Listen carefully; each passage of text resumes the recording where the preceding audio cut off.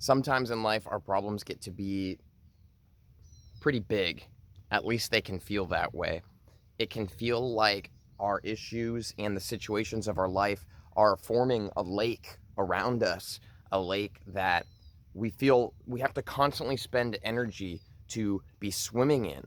And soon you don't even have enough energy, and then all of a sudden you're drowning. It's hard when you're at the bottom to realize that it's easy to be at the top. The truth is that you don't have to swim. But when we're experiencing all of our problems, they feel pretty big, and we can kind of get in our own way. So this is just a different perspective on things. So go ahead and just imagine that your problems are this kind of water that's, it's behind me, but it's going to be around you. Imagine that those are your problems and you're consistently trying to swim. Now imagine yourself treading water and how much energy that's taking. And then now all of a sudden, just kind of comparatively, imagine that you just kind of, you take your deep breath and you put that air inside of you and you lean on your back and you trust and you float. You can do that in water. Now, this is very literal, but this is the truth of our issues. We make them out to be much bigger and much more vast and much more drowning than they truly have to be, than they truly are. But if you live a very high stress lifestyle, you likely are not going to have time to sit down and take a breath and let yourself float. You're not going to have time for that. Decipher when it is that you don't have time to take a breath. And that's going to be when you feel the most stressed out. And it's exactly like I'm saying, it's when you don't have time. When you don't have time, when everything is nagging at you, when everybody needs you, when all of your problems are drowning you, that is when you say no, you step back and you take a deep breath. And what happens when you take a deep breath and you're treading water and it's a real deep breath that you allow yourself to relax? You suddenly float.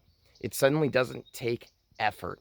If I'm having a problem with something right now in this moment, then I need to change the moment and be somebody different in a different moment to be able to look at this moment that's outside of me now, just to step into a different place and look back at the place you were just in.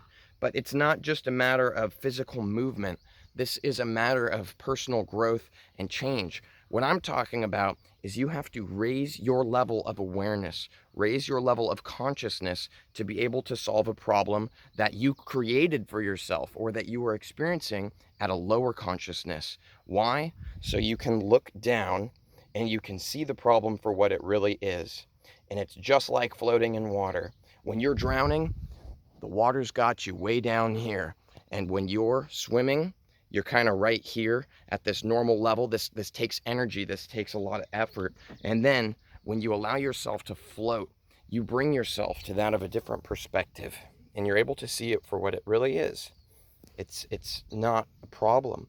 What you're experiencing, it doesn't have to be there. You can work through it. But how are you supposed to find a solution to something? How are you supposed to work through something when you are exactly the same person yesterday that couldn't figure out how to deal with it? So if yesterday I spent all day spinning my wheels about how to solve this one issue I'm having in life, and then it didn't work, and then I wake up this morning and I do the same exact thing and the same exact thing and the same exact thing, you're just going to be stuck in this cycle, and the problem gets bigger and bigger and bigger until it's rippled into this massive lake that you're drowning in. Come on, man, that's easier said than done. What am I supposed to do? You may be asking yourself. The reason is because you are still trying to solve that problem. When I say that you need to step away from it and raise your consciousness, what I'm saying is you need to put yourself in a better state of mind, essentially. I'm talking incredibly different things, things that make you feel good, things that bring you to that state of being able to take a deep breath. That's what this is all coming back to. When you're drowning, take a breath and float. Well, for me, it's going on a bike ride in the morning. I like doing that. I like riding my bike. It's eating fruit for breakfast. My body loves it. I love fruit, especially melon. It's weird little things like that. It's taking a shower and listening to your favorite song. It's driving with the windows down. It's doing whatever sets your soul on fire. Whatever you like doing, just step away from the problem.